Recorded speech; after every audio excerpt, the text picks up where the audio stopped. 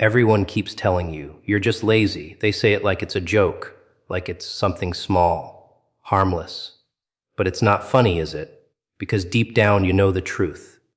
You're not lazy. You wake up with plans, big ones. You imagine a better version of yourself, stronger, sharper, unstoppable.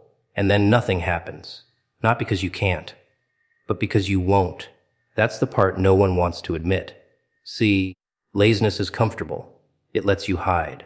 But lack of discipline, that's chaos. Quiet, invisible chaos, slowly tearing your life apart while you smile on the outside. Every promise you break to yourself, I'll start tomorrow. Every moment you choose easy over necessary, it's costing you. Not all at once. No, that would be too obvious. It costs you slowly, piece by piece, day by day, until one day you look in the mirror and you don't recognize the person staring back. And the worst part, no one did this to you. You did. So go ahead, keep laughing, keep scrolling, keep pretending. Or stay with me. Because today we're not talking about motivation. We're talking about control. You keep telling yourself a story that feels safe, that you're just lazy, that maybe you don't have the energy, or the time, or the right circumstances. But if you really look closely, that story starts to fall apart. Because laziness isn't the real issue. Laziness is just the label you use to avoid facing something much more uncomfortable. The truth that you're not in control of your own actions. Think about it. There are things you want to do, goals you've imagined clearly, versions of yourself you've already seen in your mind. Lazy people don't usually dream that vividly. They don't feel that internal tension, that quiet frustration when the day ends and nothing meaningful got done. That frustration you feel, that's not laziness. That's awareness. That's your mind recognizing the gap between who you are and who you could be. The real problem shows up in the moments no one sees. When the alarm goes off and you hit snooze, not because you physically can't get up, but because it's easier not to. When you decide to scroll for just 5 minutes, and suddenly an hour disappears. When you tell yourself you'll start after one more video, one more break, one more perfect moment that never actually comes. These aren't accidents. These are choices, small, quiet decisions that slowly shape your life. Discipline is what lives inside those moments. It's not loud. It doesn't announce itself. It doesn't wait for you to feel motivated. It shows up when you don't feel like doing anything at all and still pushes you to act. And right now, that part of you is weak. Not because you're incapable, but because you haven't trained it. You've been feeding the easier side of yourself for too long. Every time you choose comfort over effort, you strengthen that pattern. Your brain learns quickly. It starts expecting the easy way out. It starts associating discomfort with avoidance instead of growth. And over time, what once felt like a small decision becomes your default behavior. That's when it starts to feel like laziness, like something is wrong with you. When in reality, it's just a system you've built through repetition. The truth is harsh, but it's also freeing. If you're not lazy, then you're not stuck that way. This isn't a permanent trait. It's a lack of structure, a lack of consistency, a lack of control over impulses. And those things can be built. But only if you stop hiding behind the word lazy. Because calling yourself lazy gives you an excuse. It makes the problem feel unchangeable, like it's just who you are. But admitting that you lack discipline, that's different. That means you have responsibility. That means your outcomes are connected to your actions. That means you can't just sit back and wait for things to change. It also means you have power. Power to do the hard thing when it matters. Power to follow through when no one is watching. Power to build trust with yourself, one decision at a time. Not through motivation, not through bursts of energy, but through consistency in the smallest actions. Right now, your life is a reflection of what you repeatedly choose. Not what you intend, not what you plan. What you actually do. And if those actions are driven by comfort instead of discipline, then the results will always fall short of what you know you're capable of. There's nothing wrong with your potential. There's nothing missing in your ability. The gap you feel isn't because you're lazy. It's because you haven't learned how to act despite resistance. And until that changes, nothing else will.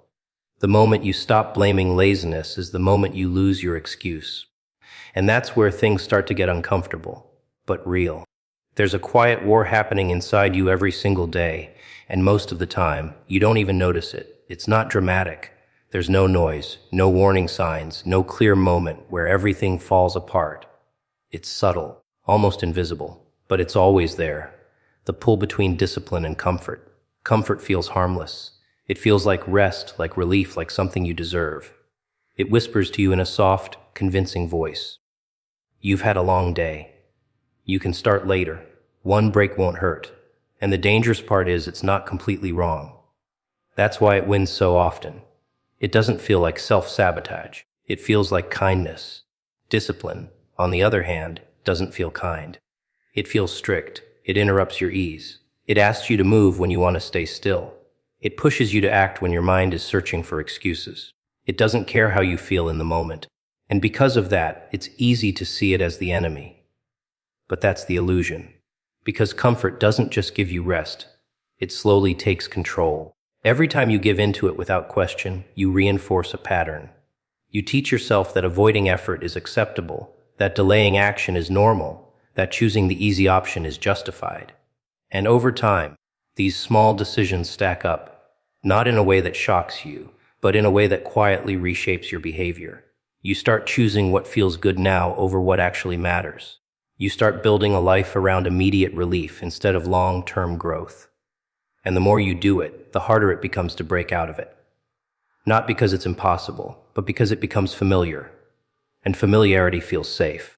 That's how comfort traps you. It doesn't destroy you instantly. It softens you. It lowers your standards. It makes you okay with less effort, less progress, less discipline.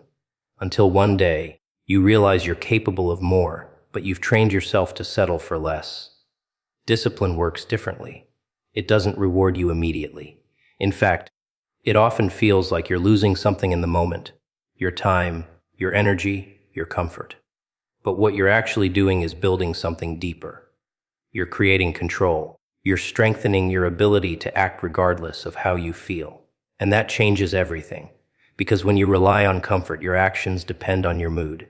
If you feel good, you move. If you don't, you stop. That's unstable. That's unpredictable.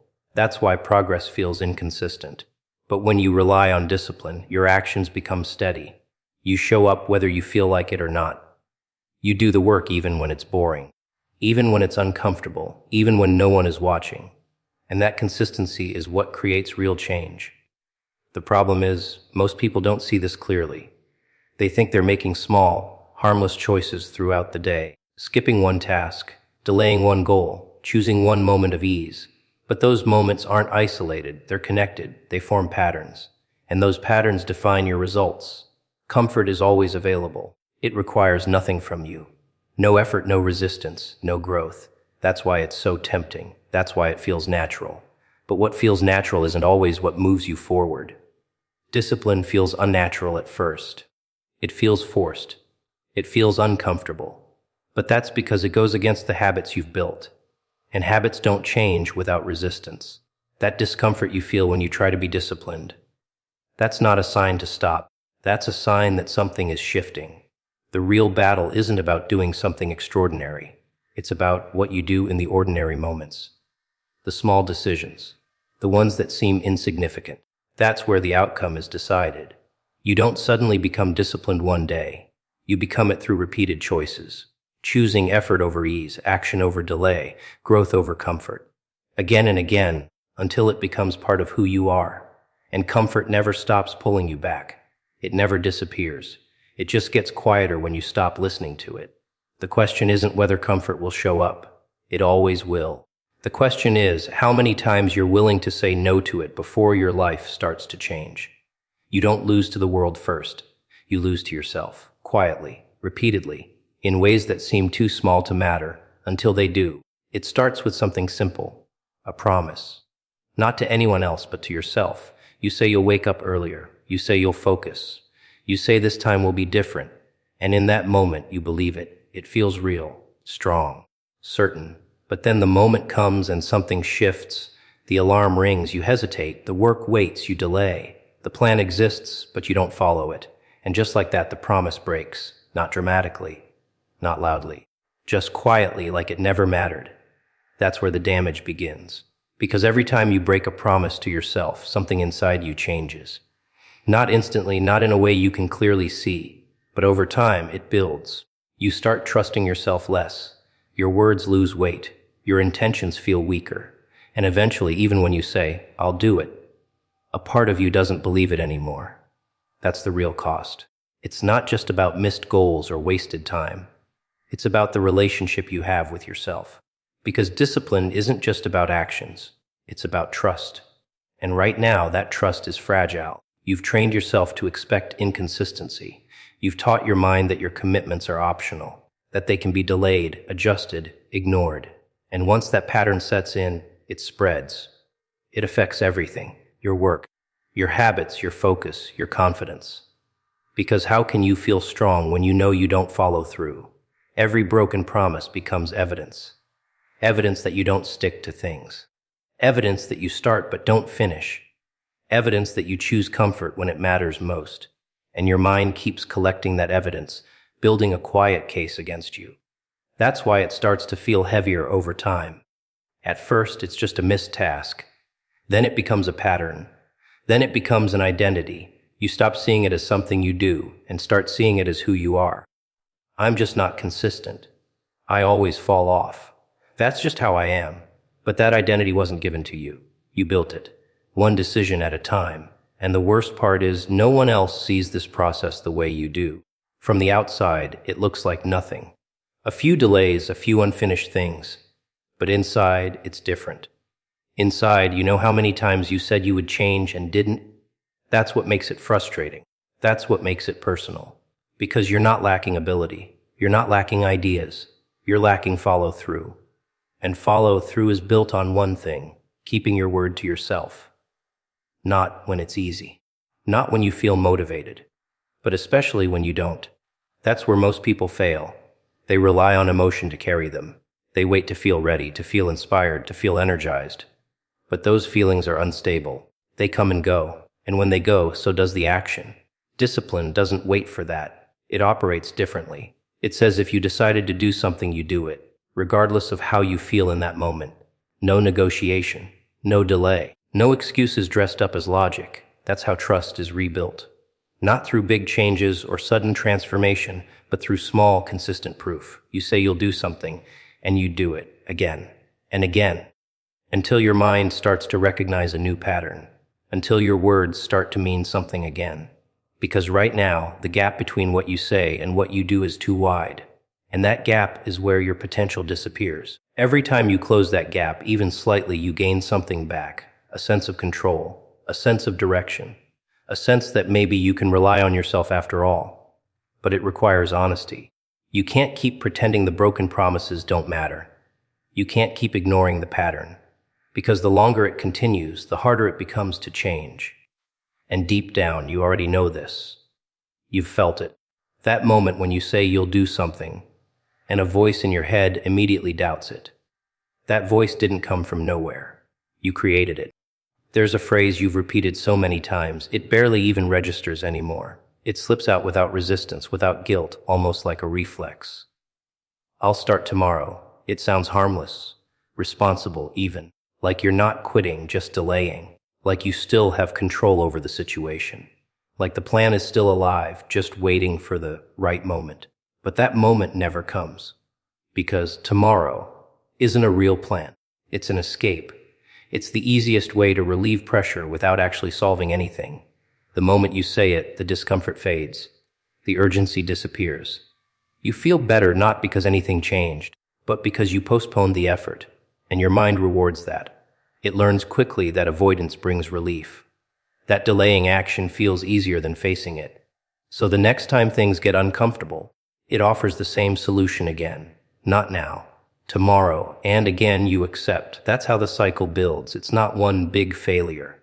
It's a series of small postponements that quietly stack on top of each other. Each one feels insignificant on its own, but together they create distance. Between you and your goals, between intention and action, between who you are and who you keep imagining you'll become. The dangerous part is how logical it sounds. You tell yourself you'll start when you're more prepared, when you have more time, when you feel more focused, when everything is aligned, and on the surface, that makes sense. It feels smart, strategic. But it's not, because if you're honest, you've had time. You've had opportunities. You've had moments where you could have started even imperfectly. But you didn't, not because you couldn't, but because it was easier to wait, and waiting became your habit. Every time you push something to tomorrow, you weaken your ability to act today. You reinforce hesitation. You normalize delay. And over time, starting becomes harder, not easier. Because now it's not just about doing the task. It's about breaking the pattern. And patterns don't break without resistance. You start to feel it, that growing gap between what you intend to do and what you actually do. You carry it with you. It lingers in the background. That unfinished work, that postponed goal, that version of yourself that keeps getting pushed further away, it creates pressure. But instead of using that pressure to act, you escape it the same way again. Tomorrow. That word becomes your comfort zone, a place where everything still feels possible, because nothing has been tested yet. As long as you haven't started, you haven't failed. As long as it's in the future, it's still perfect in your mind. But that perfection is an illusion, because real progress is messy. It's imperfect. It starts before you feel ready. It requires action in moments where everything in you wants to delay. And that's exactly what tomorrow helps you avoid. It protects you from discomfort, from effort, from the risk of not doing it perfectly. But in doing that, it also protects you from growth. You stay in the same place, repeating the same cycle, while convincing yourself that change is coming.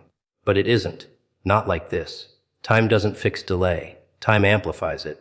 The more you rely on tomorrow, the more it becomes your default response. It stops being a decision and starts being a habit, automatic, unquestioned. Until one day you realize something unsettling. You've been saying tomorrow for weeks, months, maybe longer, and nothing has changed.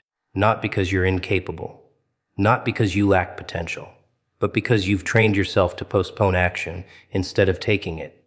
And now the hardest part isn't the work itself. It's starting without saying that word again. There's something dangerous about comfort that no one warns you about.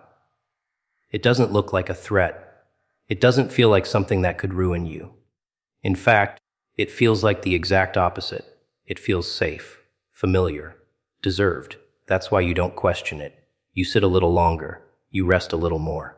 You tell yourself you'll get serious later, after you've recharged, after you've cleared your mind, after you've had enough ease to finally deserve the effort. And every time you do that, it feels justified.